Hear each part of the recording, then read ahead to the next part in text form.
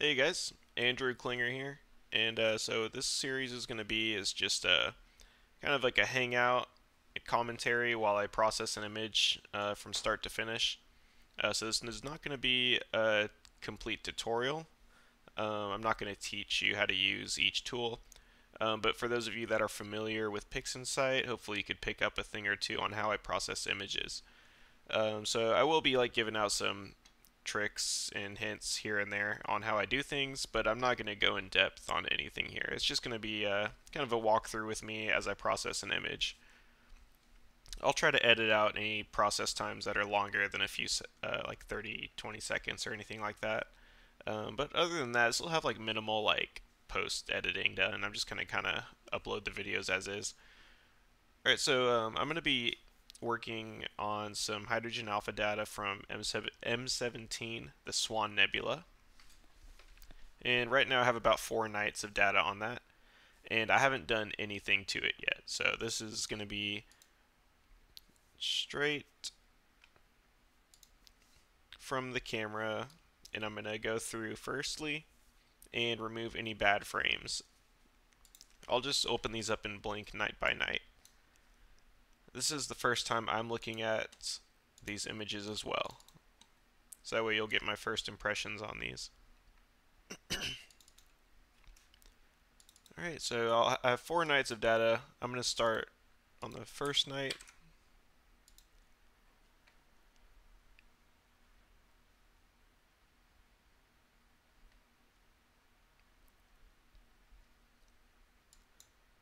Give them an auto stretch. Alright, so you see the M17 here with the surrounding nebula. Pretty happy with how these look here.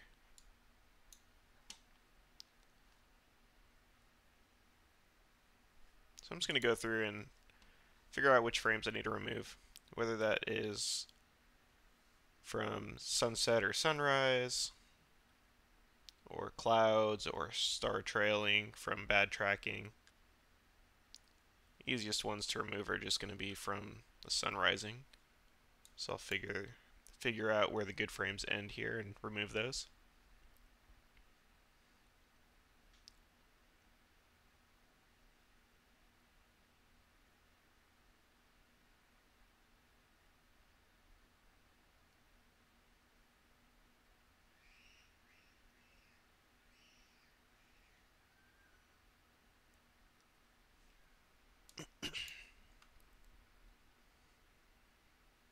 There's some kids screaming outside the window, so I apologize if you could hear that.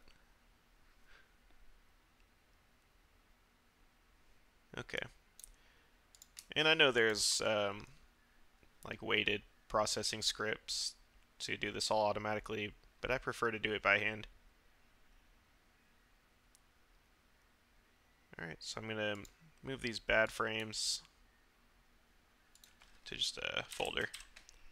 I'm not going to completely delete everything until I'm done with the image. Remove them from my list, and I'll continue to sort through these. Firstly, I'm getting rid of anything with sky gradients. Alright, so I think I've gotten through the ones with bad sky gradients. So now I'm going to zoom in and remove any frames with bad star tracking. Now my mount isn't the best, it's an HEQ5, so I'll accept, small star trails like this, I'll normally accept that. But anything bigger than that I'll remove.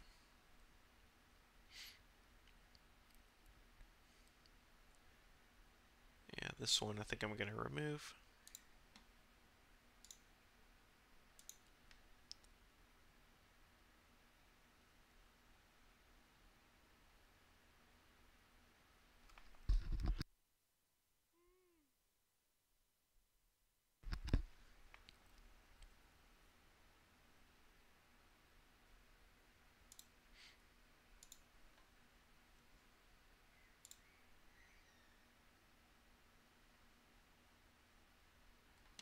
Okay, I'm just going to do a once over, make sure I didn't miss any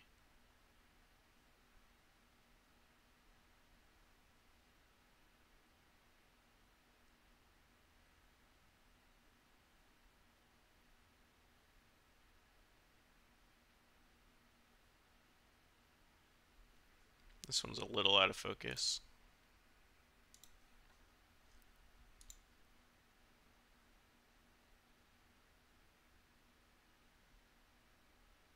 I had the autofocuser to do its thing every 90 minutes.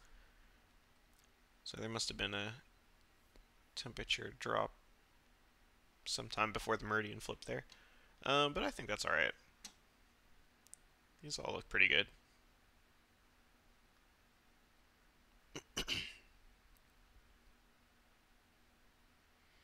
Okay, so the first night done. Let's check out the second night.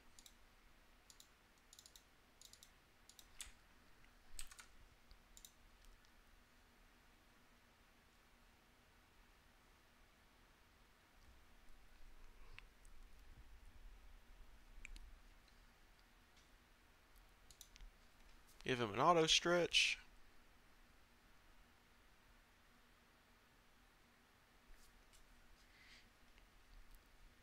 Okay, I know this this night, from my memory, it was a pretty good night.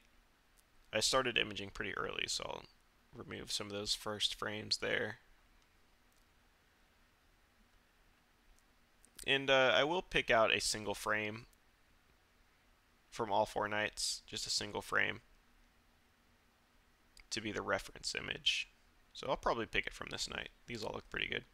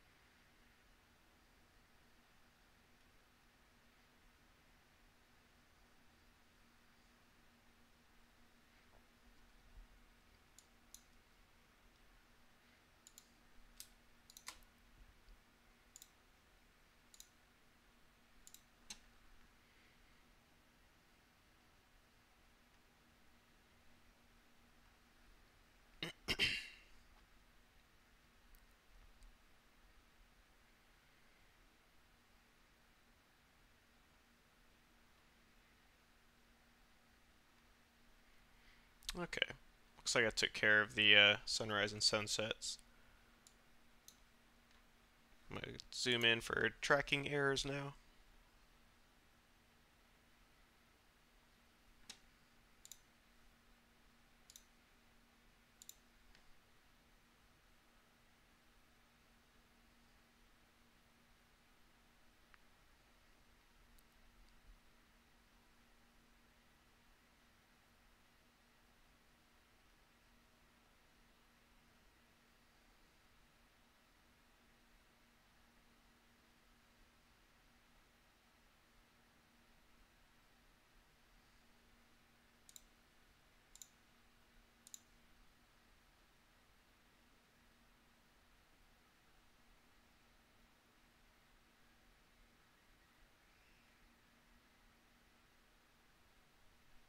Okay, those all look pretty good.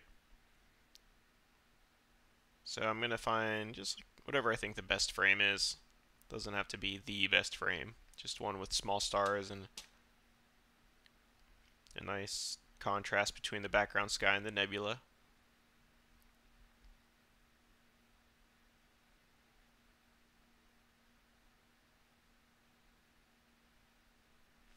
Just going to zoom in, see which one of these has smaller stars.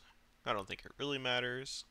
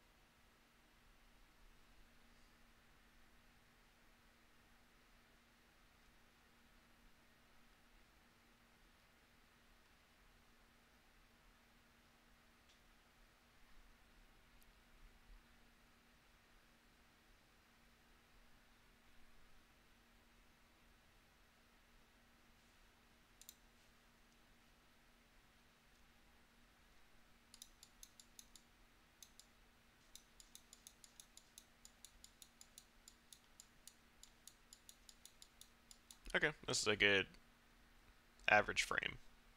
926.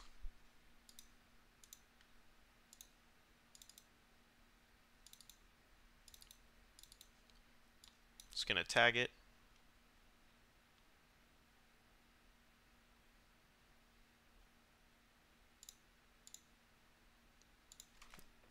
So REF for reference. So I'm just gonna use that one for my reference in some following processes.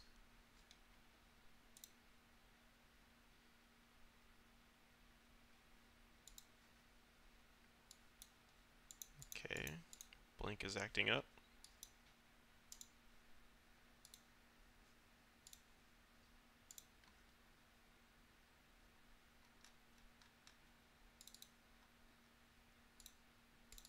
On to the third night.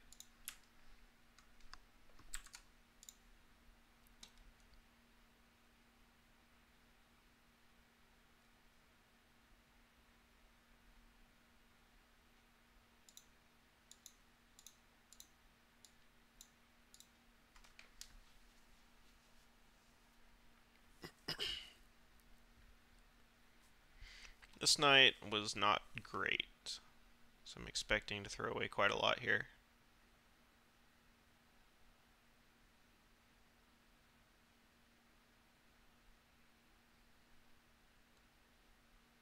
Yeah, it looks like it really didn't clear up until the meridian flip. It's like a few salvageable frames in here. I'm just going to take what I can get. These first two definitely bad.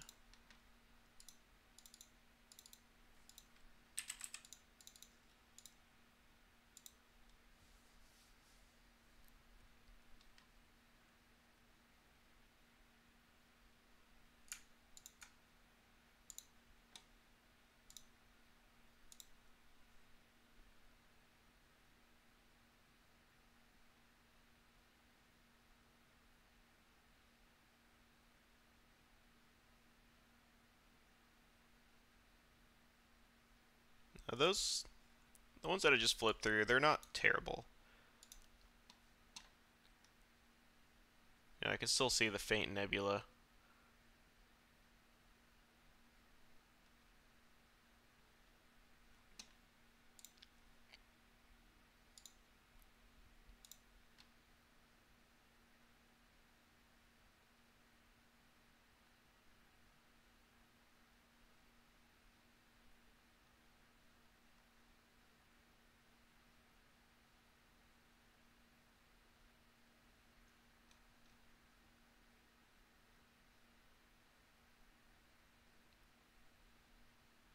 So, wow, that is a slow-moving satellite there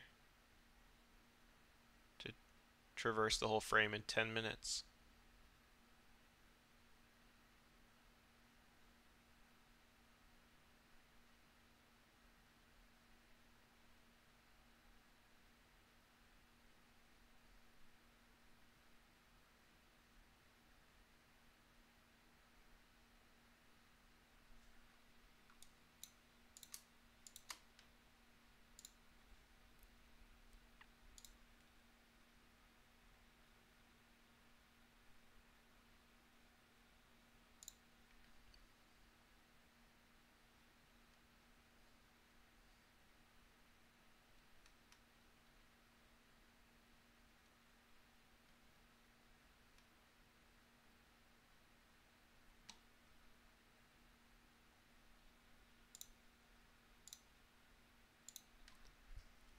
A lot of these frames on this night will likely have thin layers of haze moving through at different rates.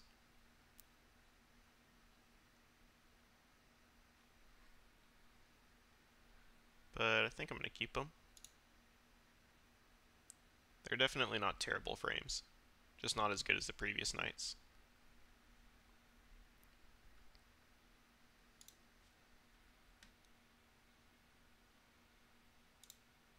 And the final night.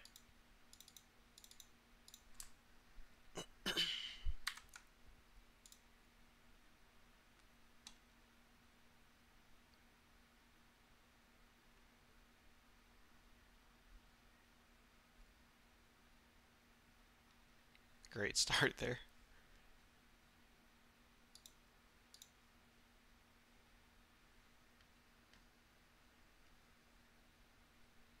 Oh, I actually remember this. This was just the other night.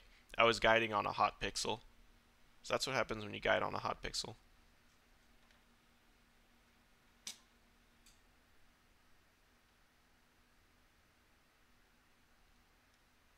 Yeah, I think I definitely started well after sunset here.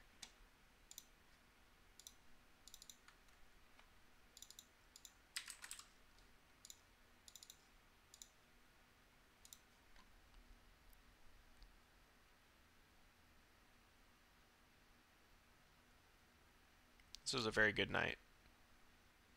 Good contrast. Maybe a cloud right there, but a thin one. Oh, there's a big cloud.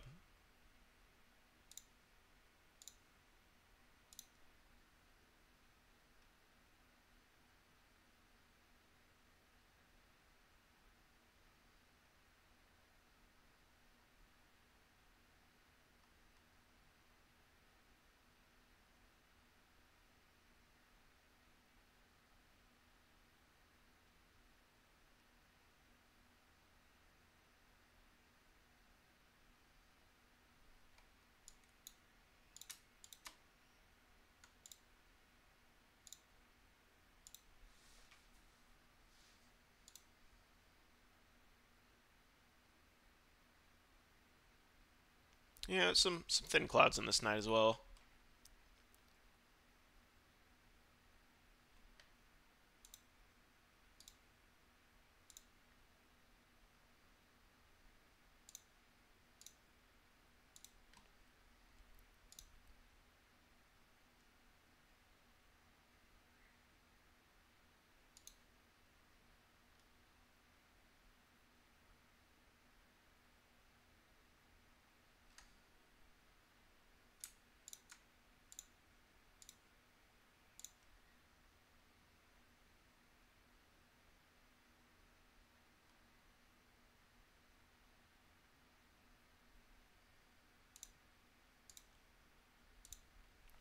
I'm not worried about satellites and airplanes. I got plenty of frames to average it all out.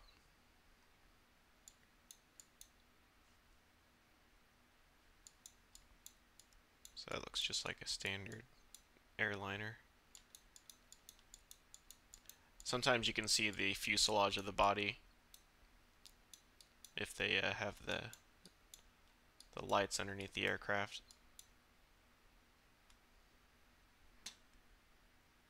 Those just are probably wingtips.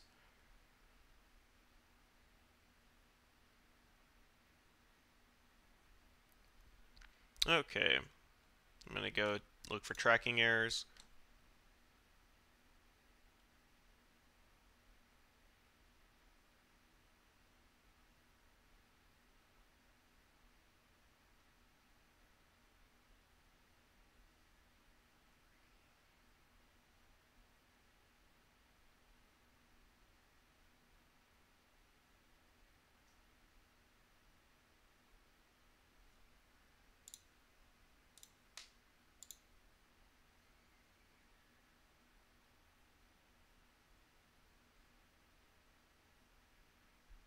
Alright, it's good enough for me. You guys might have higher tolerances on your good data than me, but that's good enough for me and my equipment.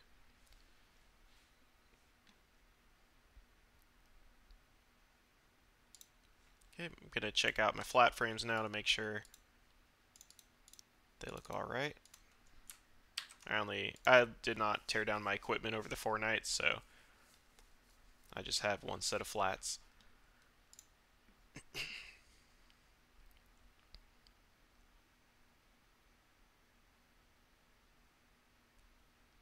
Yeah, I think I must not be taking flats right because I get these bands.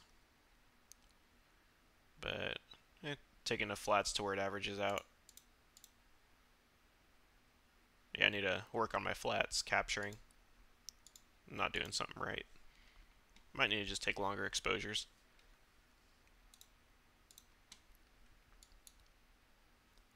Alright, so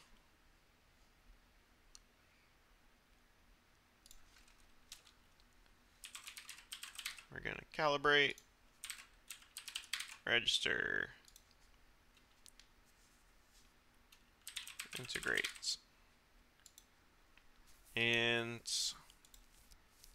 I don't think I'm going to drizzle this image because I don't plan on taking a whole lot of sulfur and oxygen data. Yeah, I'll probably drizzle it at another time just for fun, just to do some close-ups of the swan. But for my normal process, I don't think I'm going to drizzle.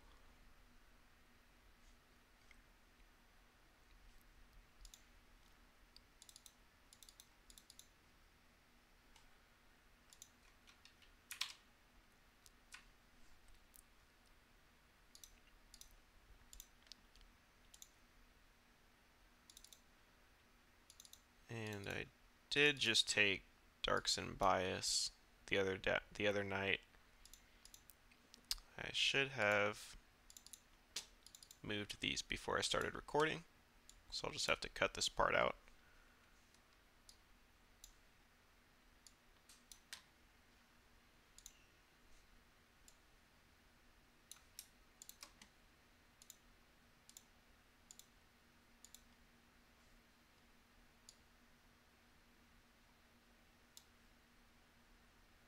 No, just kidding.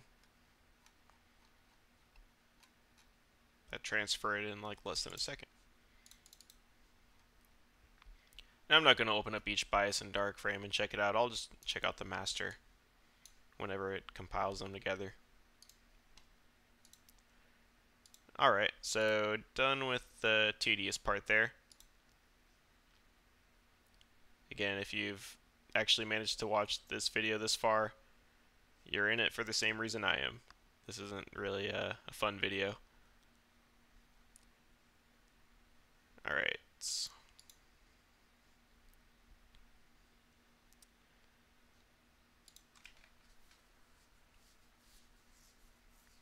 Time to calibrate those images.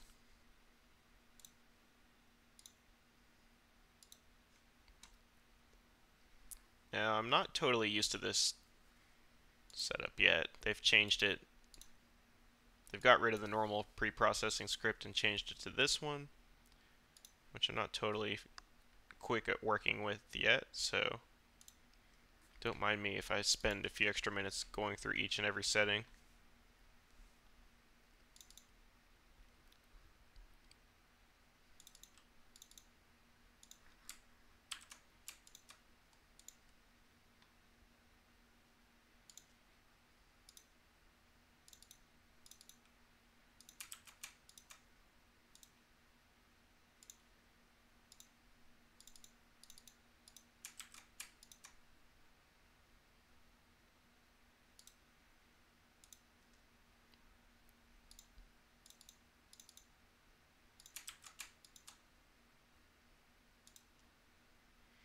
Just making sure they're all -10.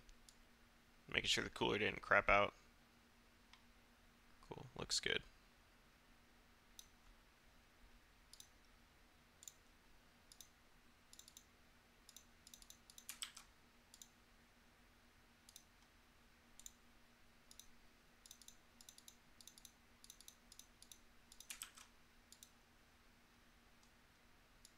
These are all -10 as well.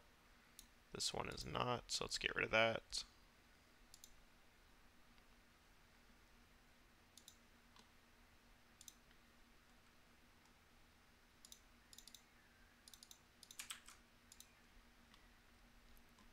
And these are all -10. Alright, I'm just going to go through each page here and make sure everything is how I know it should be.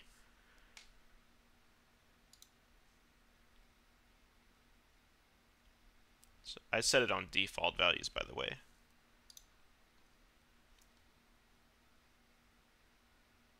Now I don't want to optimize dark frames with my specific camera, so when I come across that setting I will turn it off. And this is with the ASI 1600 Cool.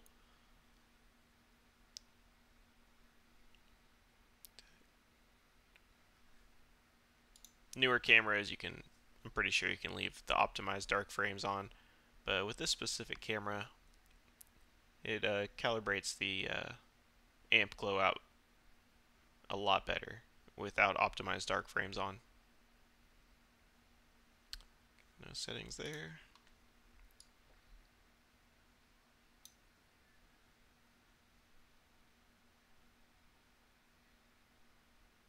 I don't want to do any weighting.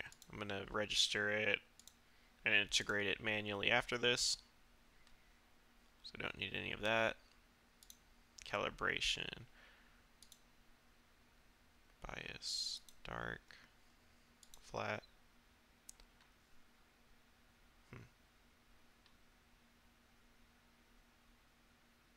Dark.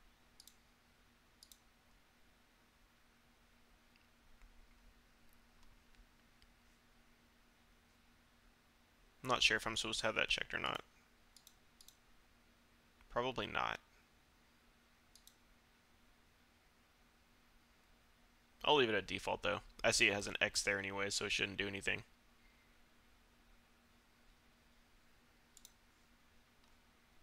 Okay, optimized dark is unchecked, so I should be good there. Darks, flats. Yeah, okay. That makes sense. I'm calibrating the lights with darks and flats. So that looks right. Again, I've only processed a couple images with this new script here, so this is pretty new to me. The options all are familiar to myself. They're just in different places now. Alright, I think I got all that set up. What is this? I don't need to debayer. Alright. Curious how many lights I have. I guess it doesn't tell me. Oh yeah, 258.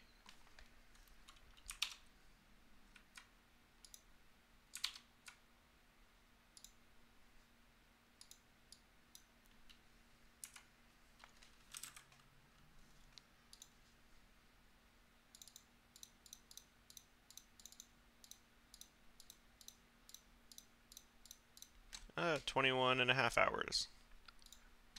Not bad at all. Alright, diagnostics. No output directory. Of course, of course.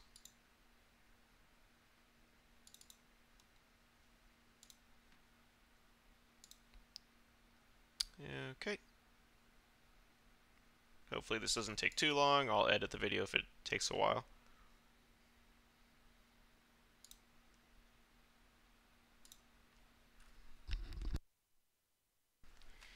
Okay. So, looks like everything was successful there. I'm going to open up the calibrated reference and the uncalibrated reference to make sure it did good stuff.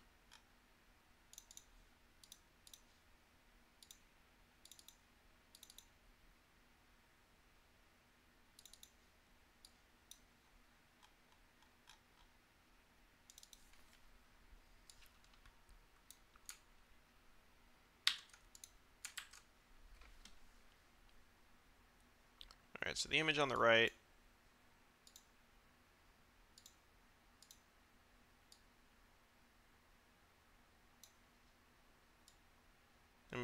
is calibrated.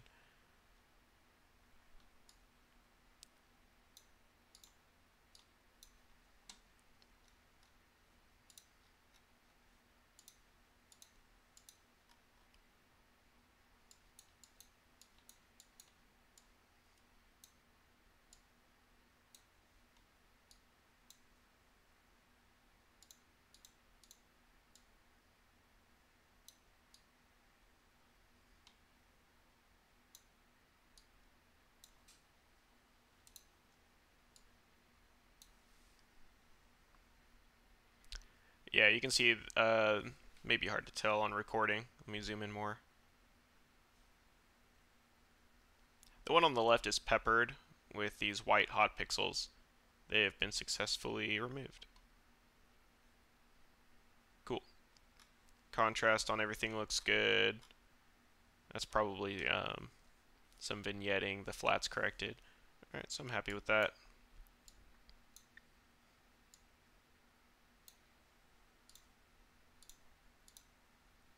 Next step, registration.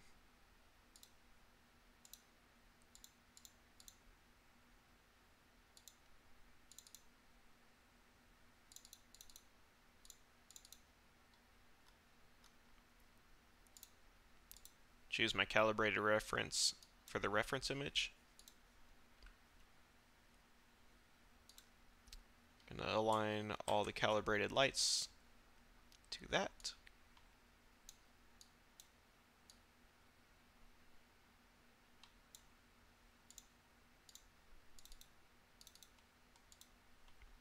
Default values, let's go.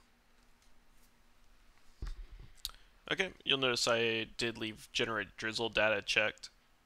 I will be playing with the drizzle edit at another time, so I figure I might as well just do it now.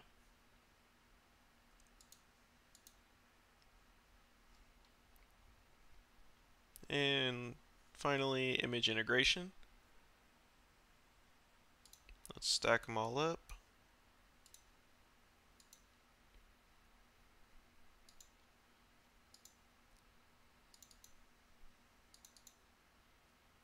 Looking for the calibrated and registered files now.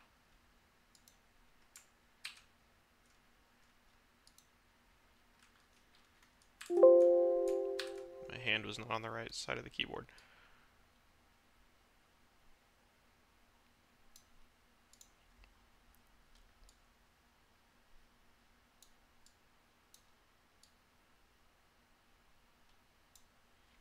Set reference.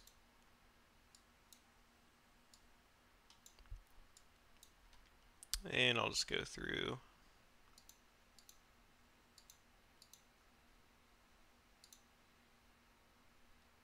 Pretty sure I started out at default values.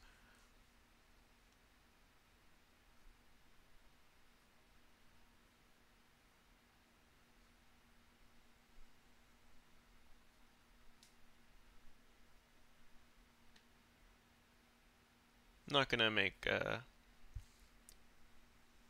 drizzle data just yet. Oh, you know what? I should update the drizzle.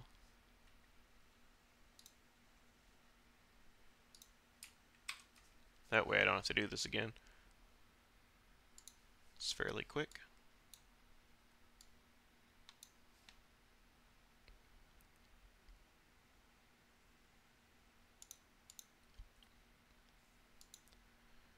I don't know what everyone's using nowadays, but linear fit's always done me good.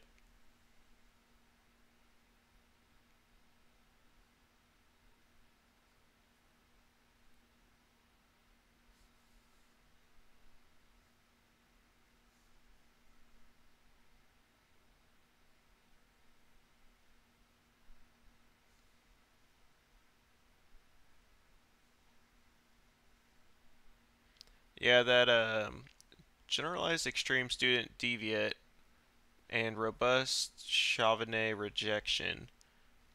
Those both sound pretty interesting. Although I doubt I personally would notice a difference between most of these. I'll just go with what I know works.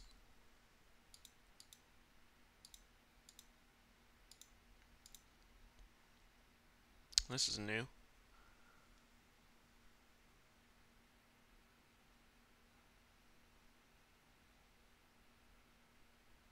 Okay. Let's let it go.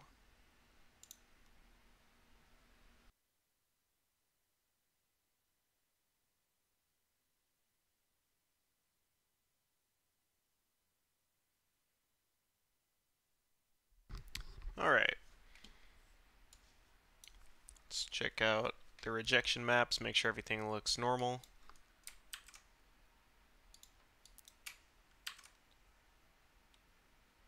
Yep.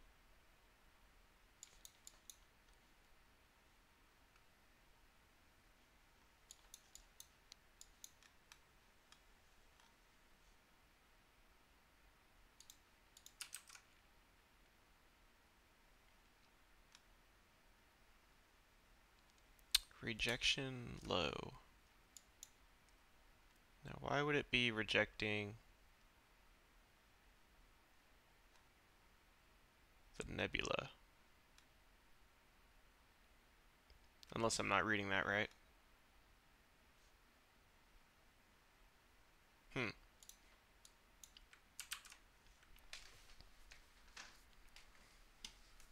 Well, if the picture looks alright, I'm not going to worry too much about the rejection maps.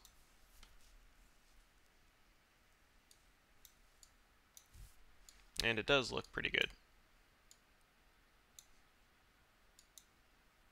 I'm going to save this before I forget.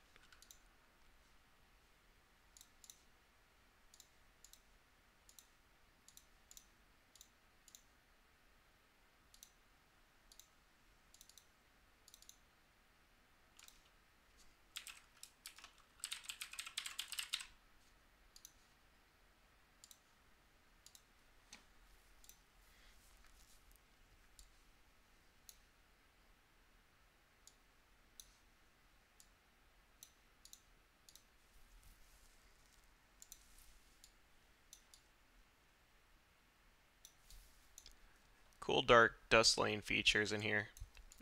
I'm not very familiar with this area, so this is all pretty cool to me. I framed it like this intentionally because it kind of looks like a koala bear in 3D.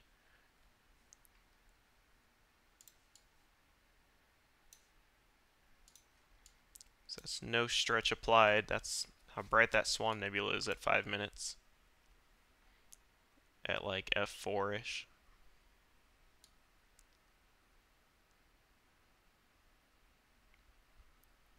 So it will be challenging to process. It's always challenging to process bright objects. Although that seems kind of counterintuitive. You gotta worry about showing the dim nebula while not blowing out the bright nebula.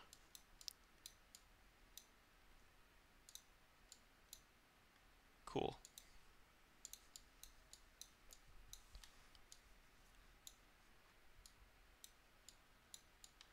I don't know what this nebula here is called, actually. But I framed it like this intentionally because I did notice it was fairly bright compared to, you know, the background sky. Some cool swoops. I'm pretty happy with the noise, as I would hope with 300 something frames. Not much of it.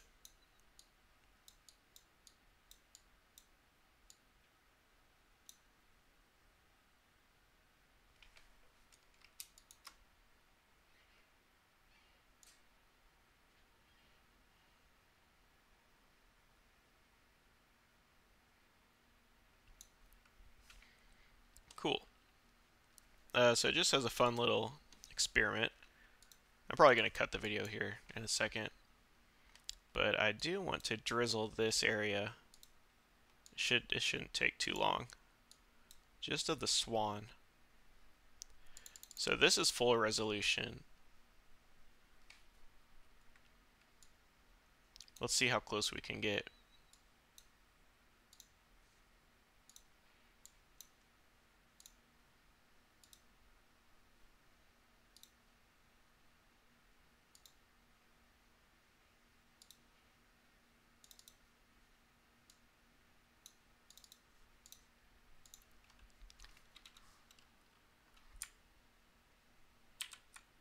Just a very small preview there, because I don't want this to take too long.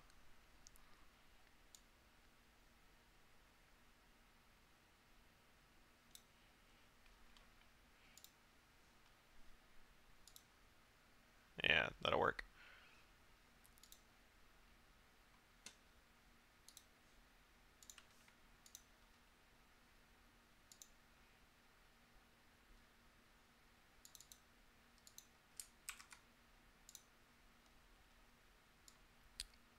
Got all my drizzled files, region of interest from preview.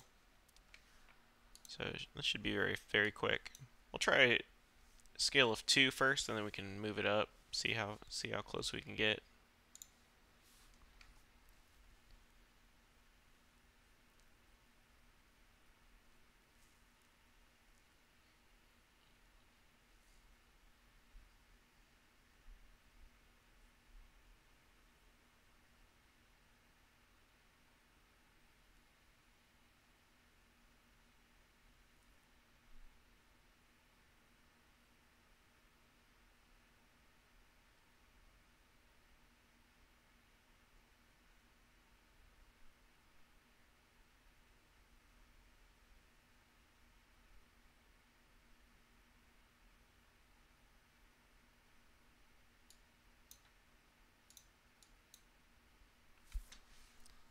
Alright, so that's full resolution.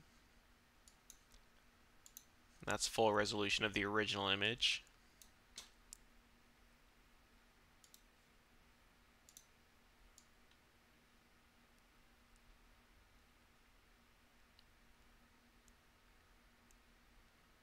Holds up nicely.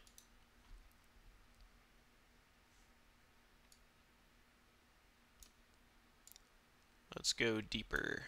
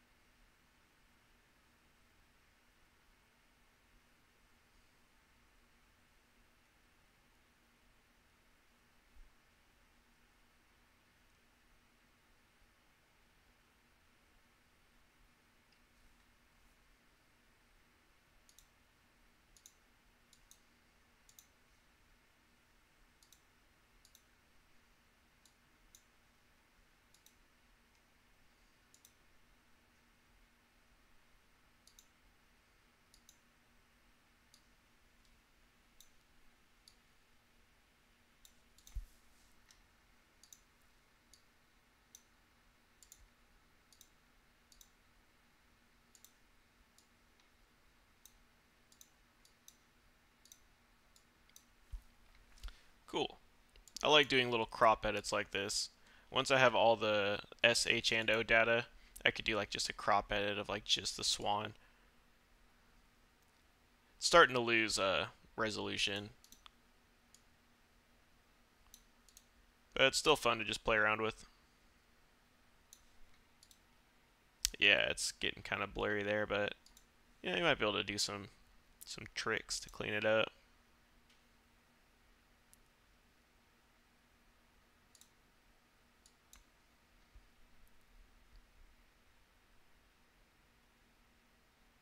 Oh, I forgot this is a linear image. Oops. Yeah, I was gonna play around with it for a second, but I don't want to waste any time messing around with just the image right now. All right. So I will continue the next part, working on processing that hydrogen alpha picture. I'm gonna save all my processes that involve like cropping and anything like that, because I will be using this same data for a complete SHO palette image when I collect the sulfur and oxygen.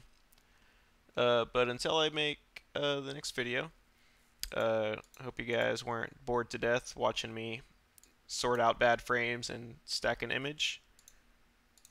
But I am